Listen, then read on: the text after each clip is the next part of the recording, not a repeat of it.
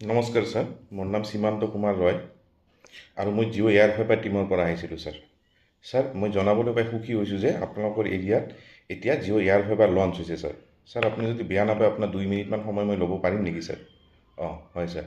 Sir, আপুনি ক'ব পাৰিব নেকি আপুনি আপোনাৰ ঘৰত এণ্টাৰটেইনমেণ্ট বা মুভি চাবলৈ বা নিউজ চাবলৈ আপুনি কিহৰ ইউজ কৰি আছে এতিয়া? অ'কে ছাৰ, আপুনি DTH ইউজ কৰি আছে। হয় ছাৰ। ছাৰ, আমাৰ জিঅ' এয়াৰ ফাইবাৰে প্ৰভাইড কৰে 550+ চেনেল ছাৰ।